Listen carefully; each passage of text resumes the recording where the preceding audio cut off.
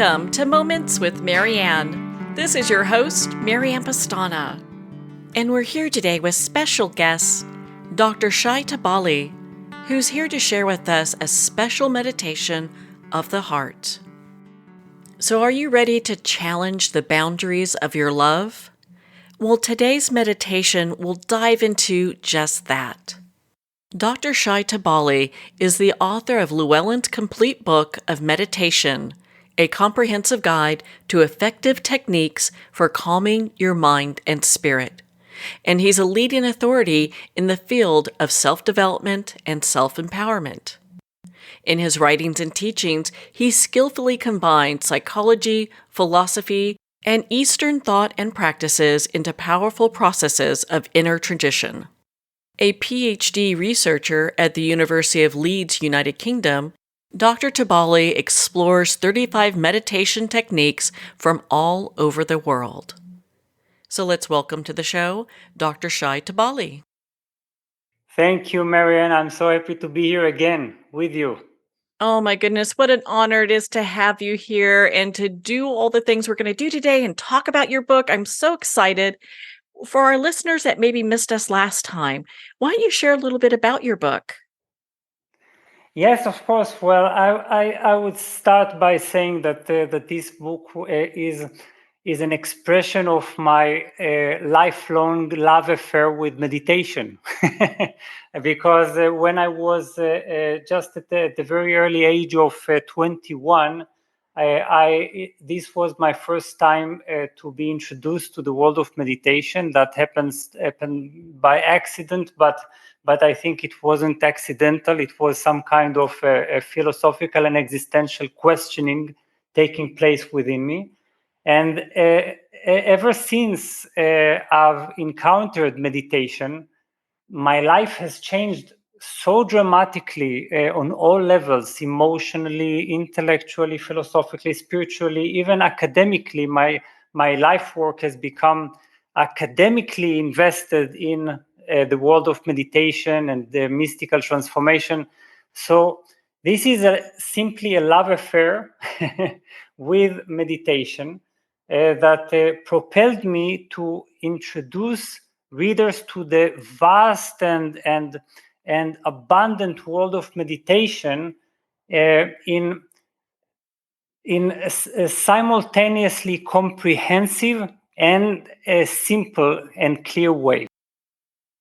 The subtitle of your book is Comprehensive Guide to Effective Techniques for Calming Your Mind and Spirit. So when we talk about getting to this place of calm, what does that look like? Yes, that's a very good question because we are all looking for this calmness, but we can't find it when we are just looking for a way to distract ourselves from certain thoughts and certain feelings while they they still have this power to take over our mind. So calm, when in the context of meditation, is a state that we achieve by realizing that we are not our thoughts. You see, we are not our thoughts and emotions. So, and we don't have to become so easily identified with them. And we can create a certain space between our being and between our heart and between our mind and the world of the endless stream of thoughts and emotions. So that's the basic key to calm, to meditative calm. This is what I call the law of attention. It's when you're realizing that between you and every thought, emotion, and feeling, there is a certain gap. And in this gap, there is a choice. And you can make that choice to become identified with a certain thought, a certain feeling. For example, if you have a certain stream of sadness inside you, you can choose to become identified with it, thus turning into, I am sad right now. So when you are sad, then of course you have become one with your sadness, and it's very difficult to relieve yourself of it. But what if there is a place in you that can make that choice and can also tap into something that transcends this sadness altogether? That's the magic of meditation. I've done your meditations before and just love them. I found them to be so empowering. And one of the Thank you. things, oh my gosh, yes. And one of the things that you talk about too is how it can reduce stress and decrease pain and improve our sleep. And for a lot of people right now, that's such a big gift. Yes, exactly. Because again, because we become so absorbed in the stream of events. You see, for example, we watch the news, and the news is sometimes it feels that it's ever darkening world, that it's that the world is becoming more and more chaotic, and that we can't handle the immensity of the stream of events. But the thing is that if we don't have this knowledge of a certain timeless space within us, you see, it's like being able to take vacation from the world, being able to take vacation from our mundane self, and delve into a space that has absolutely nothing to do with time, with space, with changing events. Because you see, sometimes events can be dreadful, but tomorrow something can be extremely elevating, and then we feel elevated depending on that event. But we are so helplessly and desperately dependent on events that we don't have this ability to experience an unchanging condition, an unchanging reality that has absolutely nothing to do with whatever happens in the world. You know, the Beatles had this song, "Nothing's gonna change my world." And that's so plainly and beautifully put, because it's all about this state in which things go up and things go down in this kind of eternal seesaw of the world, and still you are able to detach from all that, to rest in this natural calmness, which is your birthright, and return from that to the events, being more able to embrace these events and to cope with them emotionally, mentally, and physically. I know you've done so much research for all the meditations within your book. What led you to really dive into this type of research? Well, I would say, first of all, I think it's this extreme joy at the realization that the world of meditation is so diverse, you see, because sometimes we tend to think of meditation as just this kind of a half lotus posture, a figure sitting silently and in an introverted, serene look, perhaps with some kind of hand gesture, and that is what meditation is. But when you are beginning to explore the tradition of meditation, the first thing you're realizing is that it is transcultural. This means that you can find meditation in Judaism, you can find it in Islamic school of Sufism. You can find it in Christianity, in the monasteries. Even in the monasteries, some monks meditate profoundly. And of course, you can find it in the various Eastern philosophies and practices. So meditation is really everywhere, and the joy of picking all these superb and sublime practices that humans have developed throughout the ages to equip us with the ability to tap into divinity, to tap into our higher self. Because without meditation, we have no way to get in touch with a direct experience of ourselves, existence, and the world. We only have thoughts, philosophies, ideas, and concepts.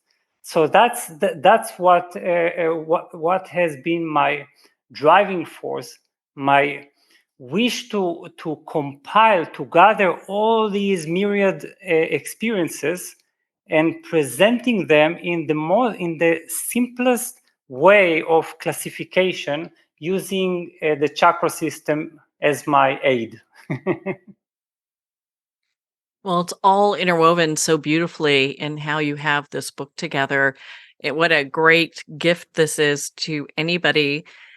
For those that are new to meditation, is this a book that they can start using right now and develop a meditation practice?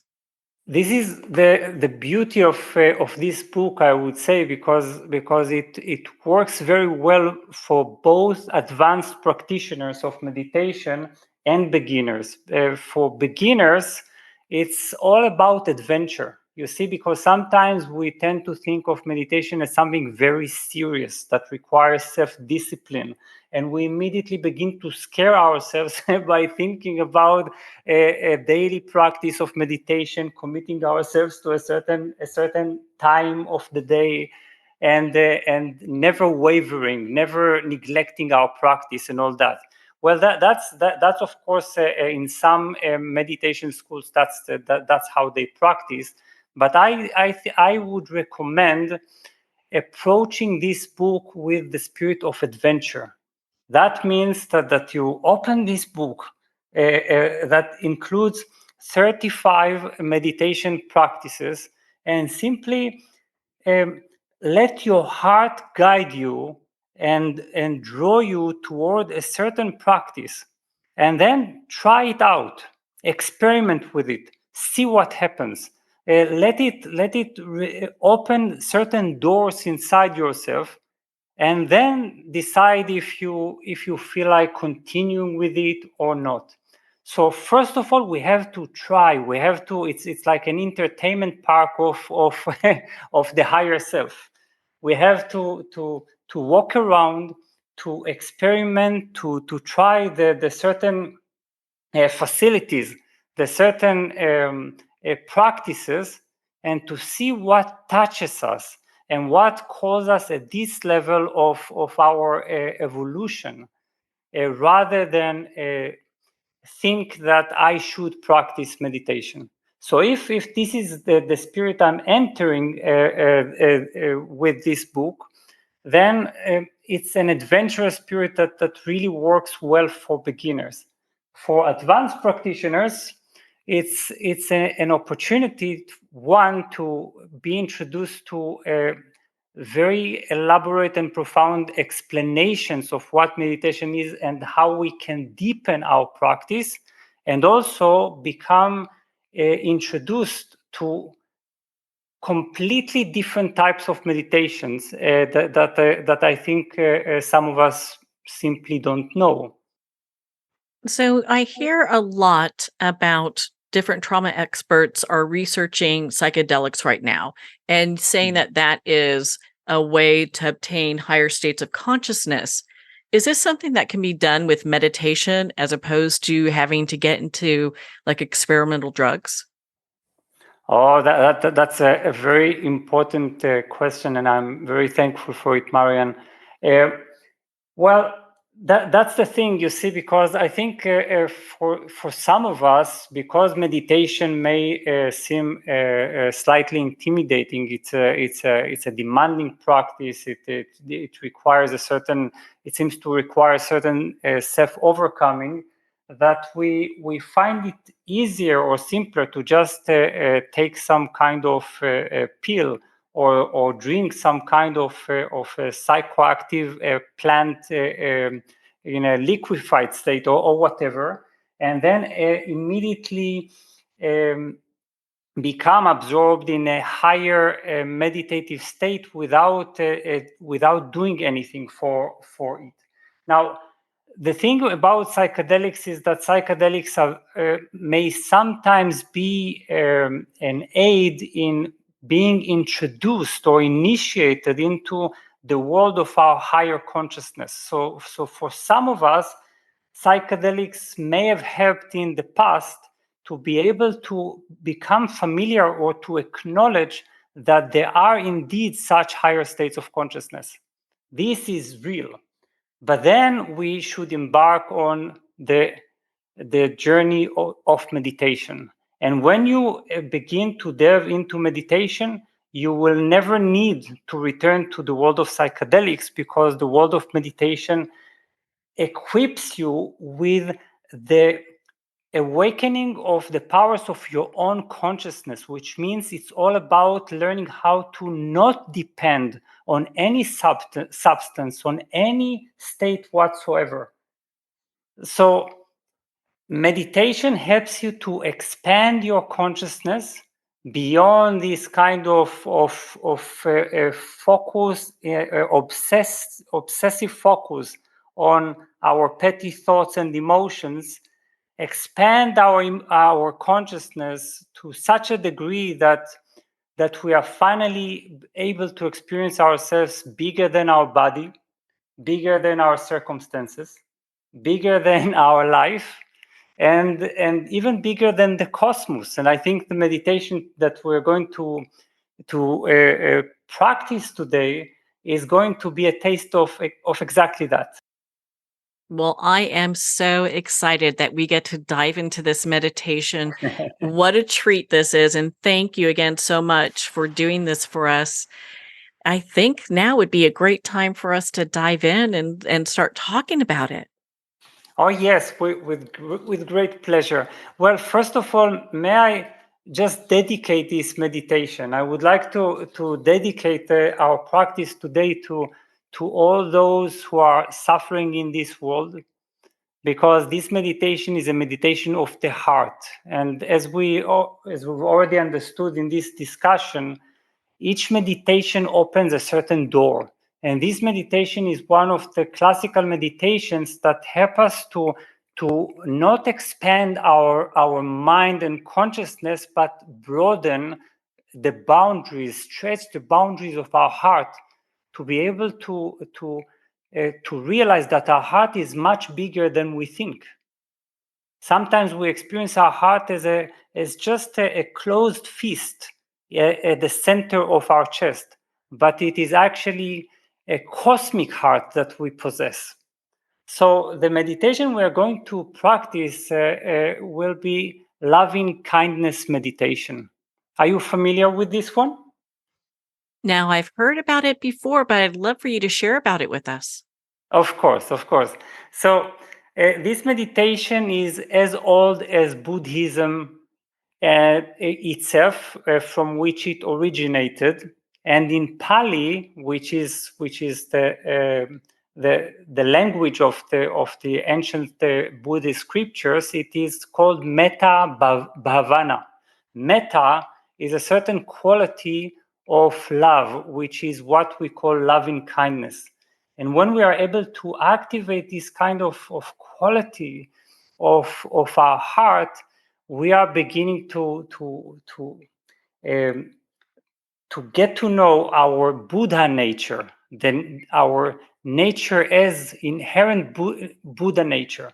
So this meditation was actually taught by the Buddha himself, and he explains it and recommends it in the earliest Buddhist scriptures. But it was later developed in somewhere in the 5th century, and this is the version that we are familiar with in the West.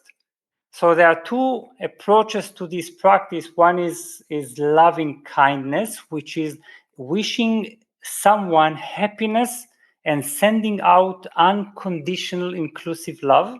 And there is also compassion, which is what we call karuna, which is wishing to relieve a being from suffering. So these are two different qualities, metta and karuna. They have traditionally been practiced together. And to become a Buddha, we must develop a high level of both. So what we do in this meditation is challenging the boundaries of our hearts, which means breaking down barriers that seem to stand between us and ourselves, as well as those that we have erected to separate ourselves from others. So it's a gradual softening of our mind and heart, and opening that to increasingly deeper levels of the feelings of kindness or pure love. So just to understand what this pure love is, it's not some sentimental feeling of or moral obligation. It's a quality that emerges from within our Buddha nature. And this quality is of unconditional, inclusive love, which means that it's not restricted to friends and family. And this is what we will learn to transcend in this practice. It extends out from our personal categories to include all living beings. It doesn't depend on how the other person feels about us. It is without any desire to possess another. And it doesn't depend on whether one deserves it or not. This is another obstacle in the practice. And moreover, we are not supposed to expect anything in return. So it's what we is perhaps in mystical Christianity is considered the ideal love, which everyone can potentially find within themselves. So this is what we're going to do. And about the process itself, what we do is that we begin to cultivate this kind of quality, this understanding, love, and compassion, but we first must start with ourselves.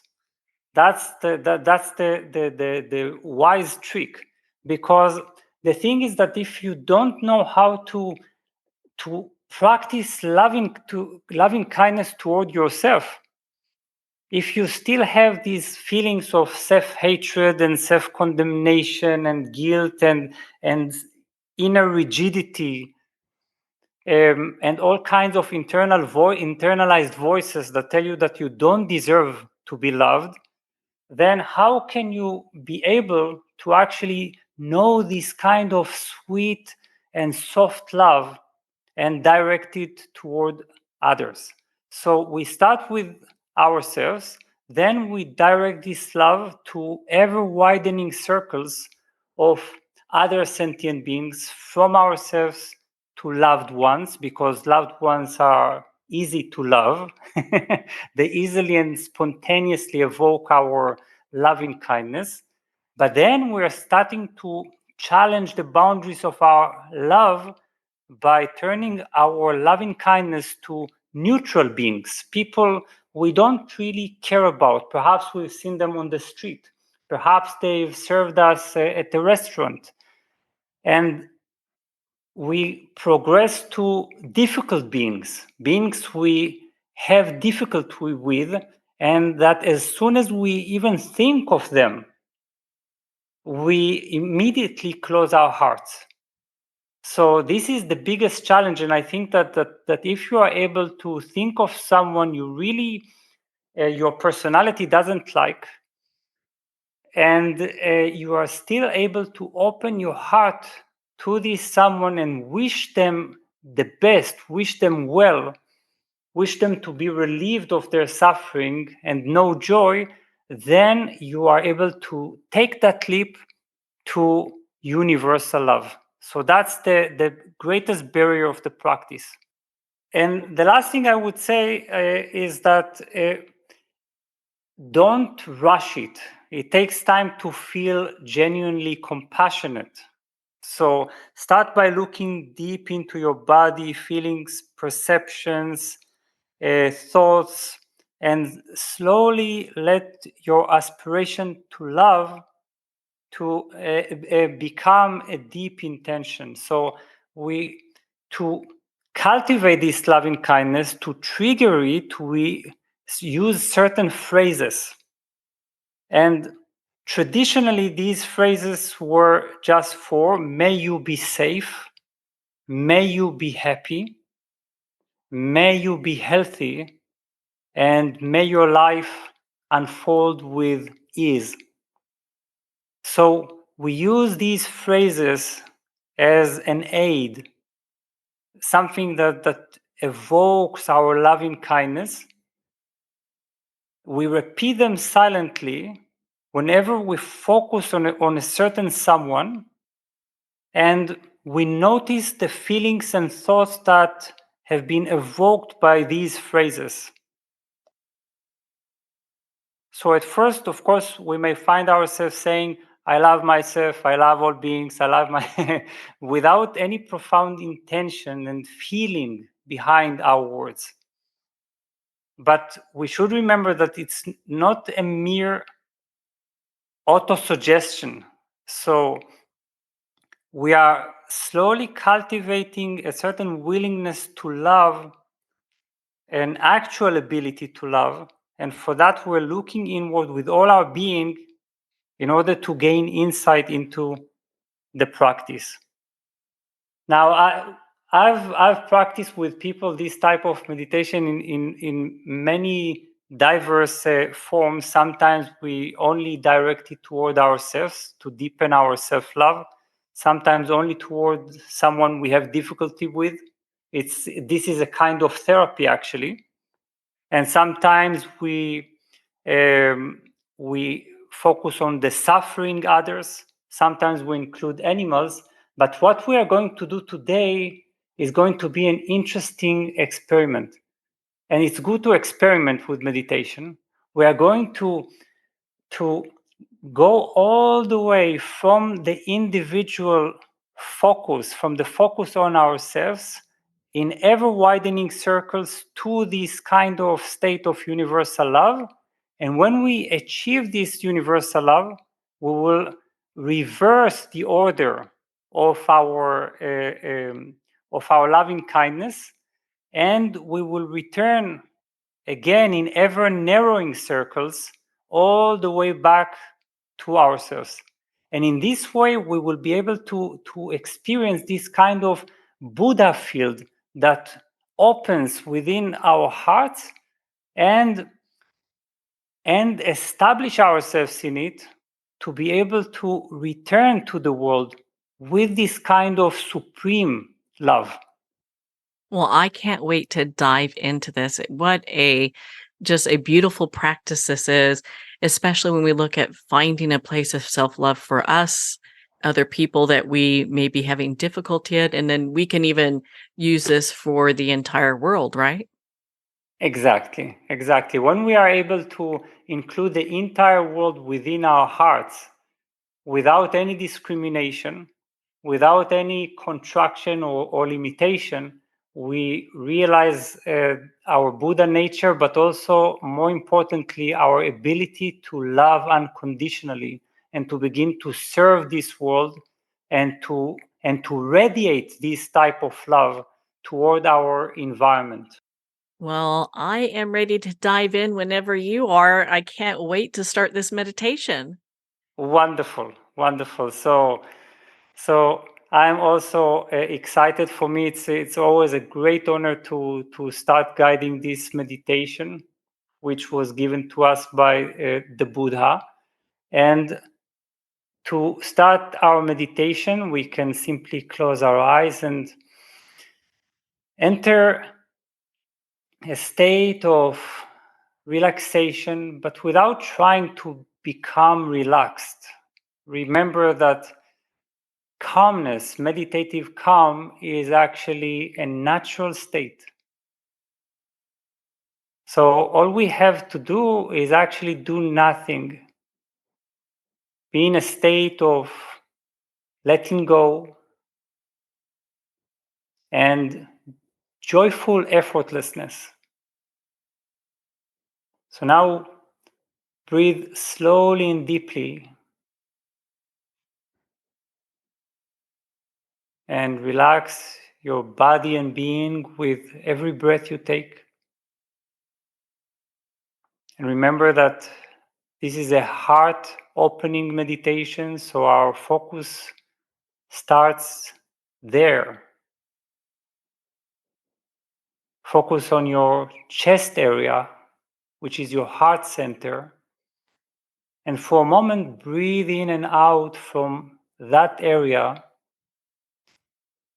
as if you're breathing from the heart center and as if all experience is happening from there. You can even visualize how you're dissolving your headspace into pure space, falling into the heart as your new head. So anchor your mindfulness on the sensations at your heart center, deep inside your chest, and invoke this feeling of loving kindness. Even if you still don't know or not sure what loving kindness is, remember that this quality lies within you in a dormant state, but it's a natural quality that sometimes you get in touch with when you love others around you effortlessly. So feel this soft, tender, friendly type of love. And breathing in and out from your heart center, begin by generating this kind feeling toward yourself.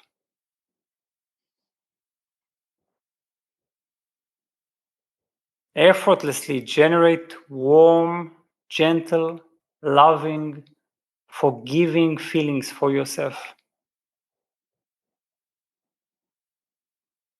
You can even use an image like golden light flooding your body, softening your own heart.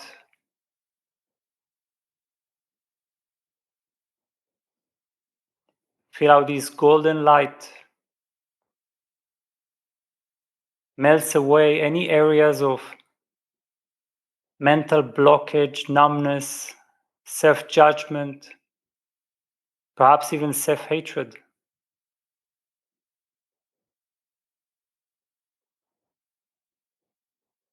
Allow yourself to be loved by your own Buddha nature.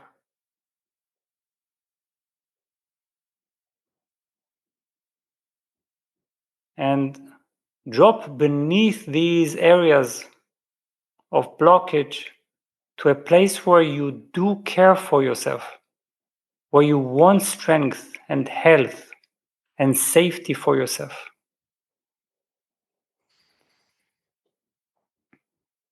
So now, while breathing in and out, use these phrases, let them reverberate within your mind and heart. Feel them deeply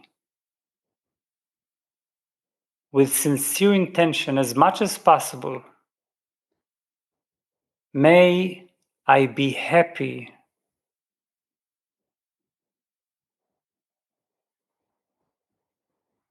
May I be free of physical pain and suffering.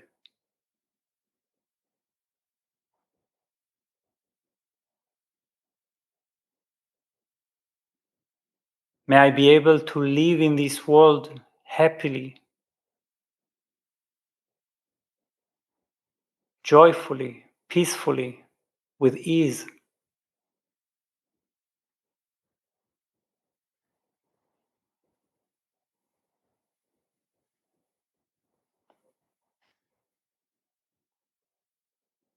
May I be free from anger, afflictions, fear, and anxiety.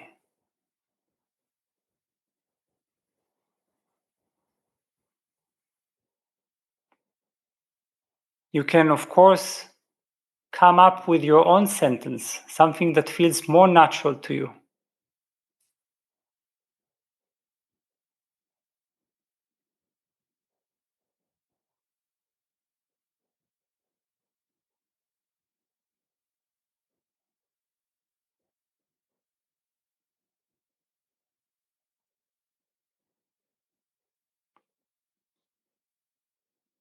So after wishing well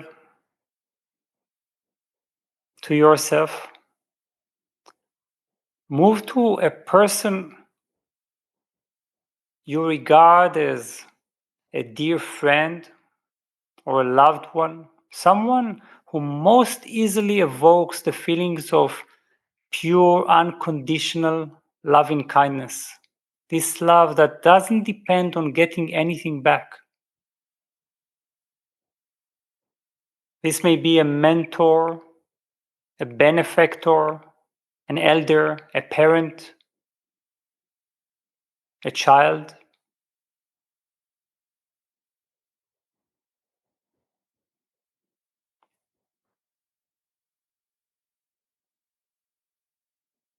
So breathing in and out of your heart center, bring this person to mind as vividly as you can. Consider their good qualities.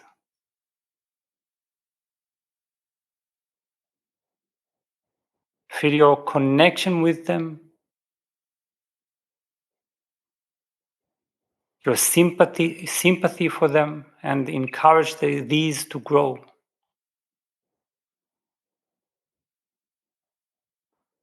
You can even use an image such as light shining from your heart into theirs.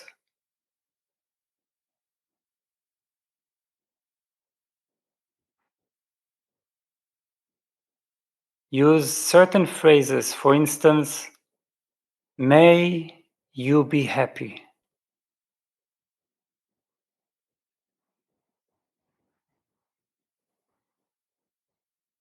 May you be free from inner and outer harm and danger.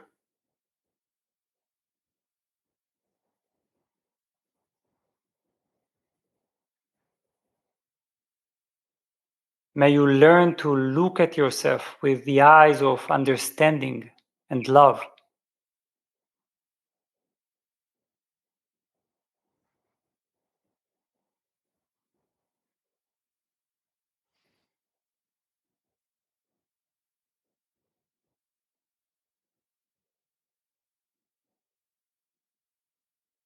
Wonderful. So this is quite easy, but now let's move to a neutral person, someone for whom you feel neither strong like nor dislike.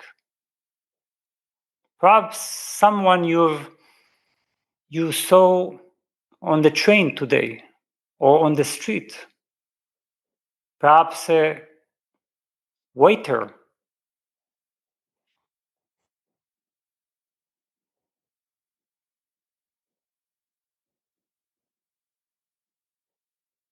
Someone you've registered their presence but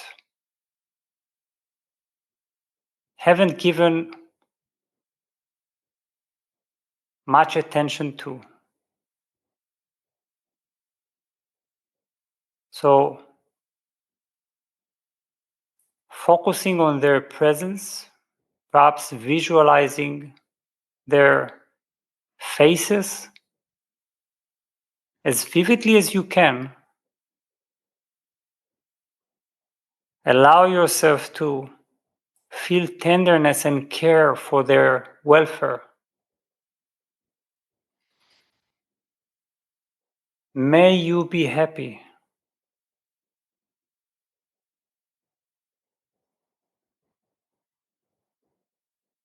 May you be free of mental suffering or distress.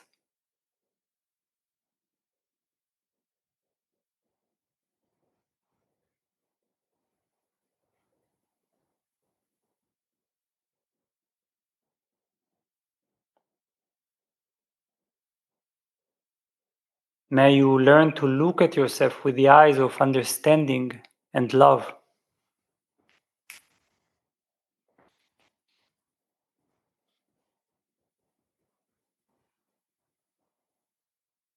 And now move to someone you have difficulty with, including hostile feelings and resentment. Perhaps someone from your past or someone you don't even know.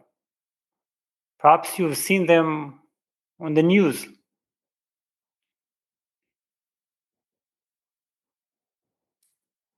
And now repeat your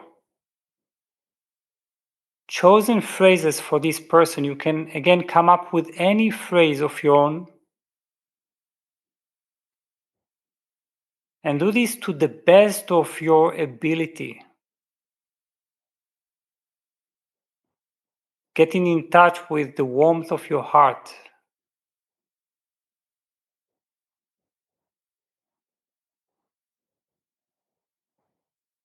May you be happy.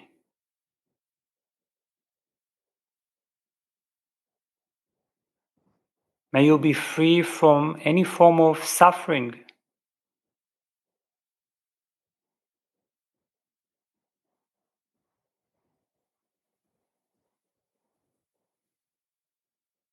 May you be able to recognize and touch the seeds of joy in yourself.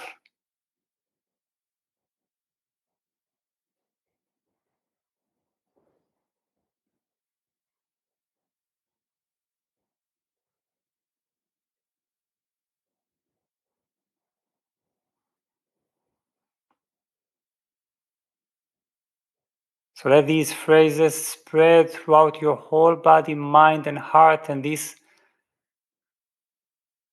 wishes stretch the boundaries of your heart to include that person in your loving kindness.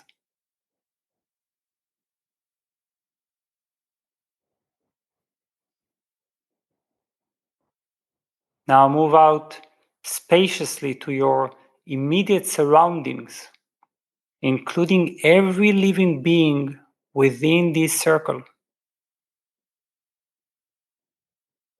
May all beings in the air, on land, and in the water be safe, happy, healthy, and free from suffering.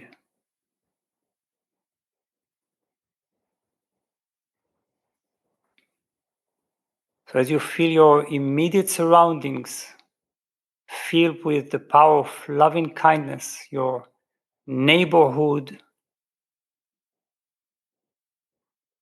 move on expanding the surroundings in concentric circles until you gradually envelop the entire planet.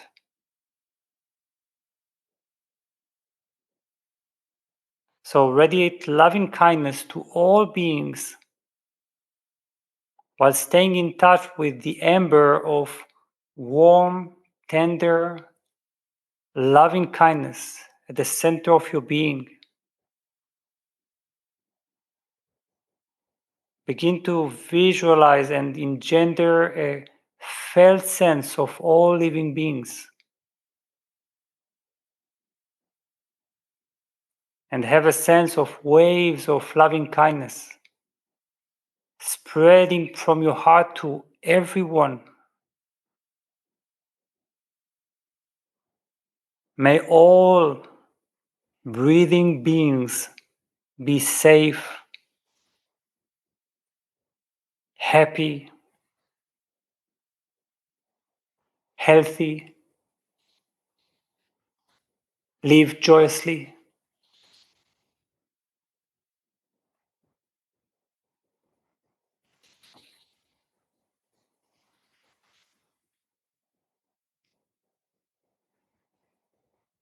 Allow this phrase to simply be a conduit for the force of loving kindness.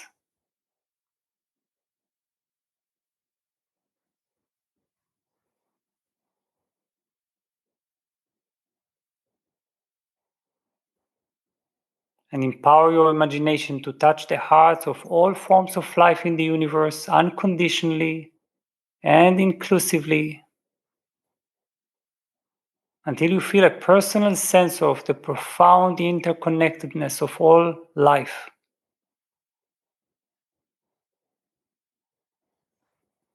So expand your loving kindness until you are able to visualize Earth spinning within the vast, mysterious universe. Feeling the endless emptiness of the universe with your loving kindness.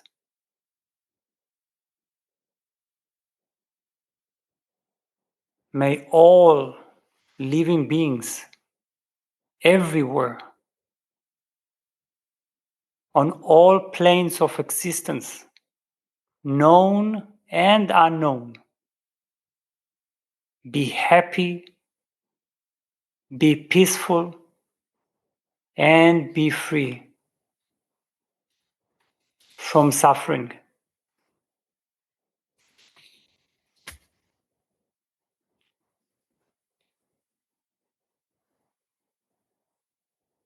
So with this universal, all-encompassing Buddha heart, that is your natural state of the heart, now move back in ever narrowing circles. First, enveloping the entire planet.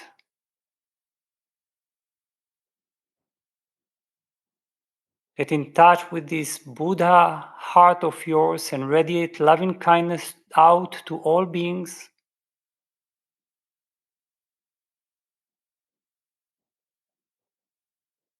May all beings be safe, happy, healthy, live joyously.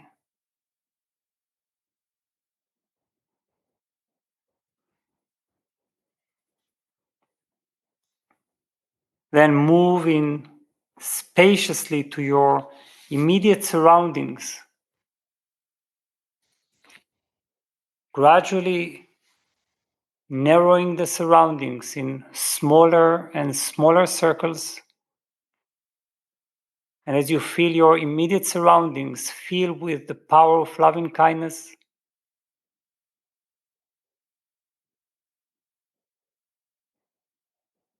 wish them, may all beings in the air, on land, in the water, be safe, happy, healthy, and free from suffering.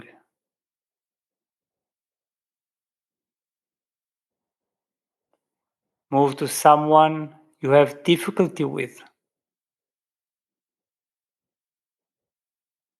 and direct your loving kindness to this someone from your Buddha heart.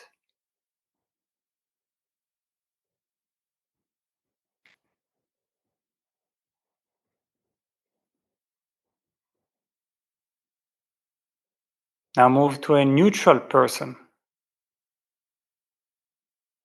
and allow yourself to feel tenderness and care for the welfare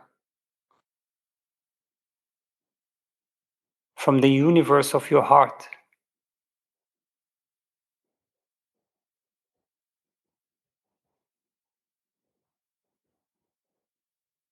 Narrow your attention to a person you regard as a dear friend.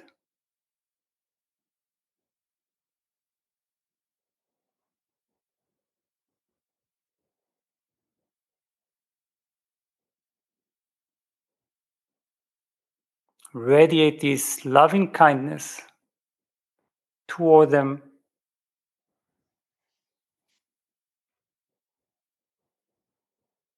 And finally, breathing in and out from the heart center.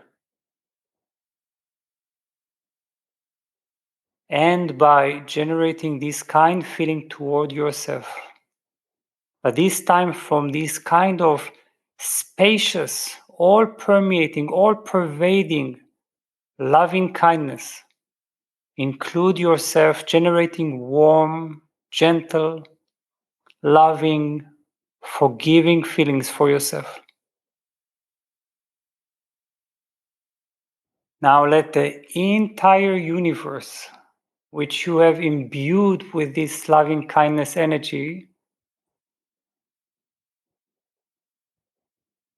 dissolve into your heart space.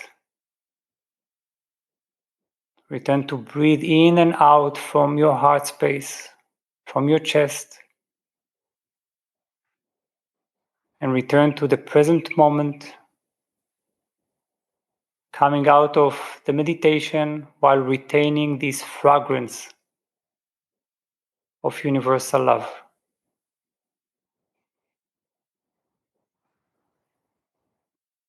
What a powerful meditation that was. Thank you so much for doing that for us. Where can our listeners connect with you and learn more about the work you do and your books and just be part of your community? Well, first of all, everyone is more than invited to visit my official website, which is under my name, shaitubali.com. But I would like to extend a special invitation to those who have listened to this beautiful discussion.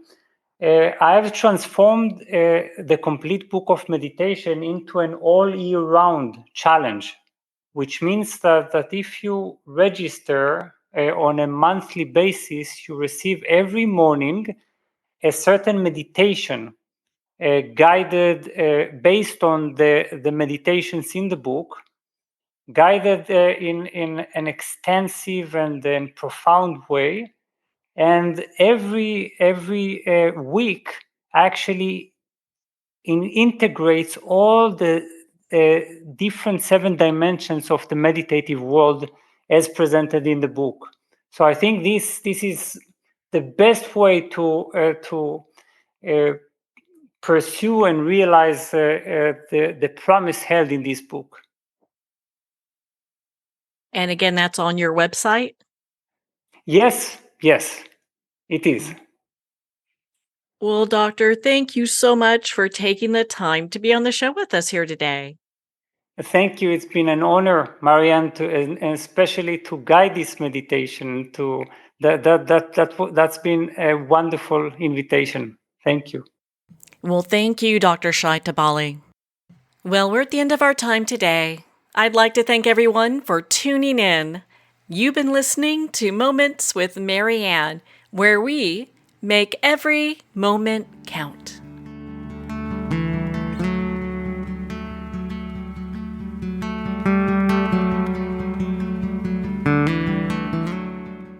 In a single moment, your life can change. Moments with Marianne is a transformative hour that covers an endless array of topics with the best of the best. Her guests are leaders in their fields, ranging from inspirational authors, top industry leaders, and business and spiritual entrepreneurs. Each guest is gifted and a true visionary. A recognized leader in her own work, and while teaching others to develop, refocus, and grow, Marianne will bring the best guest and sometimes a special surprise. Don't miss this. You never know just which moment will change your life forever. Make sure to tune in and visit momentswithmarianne.com for more information.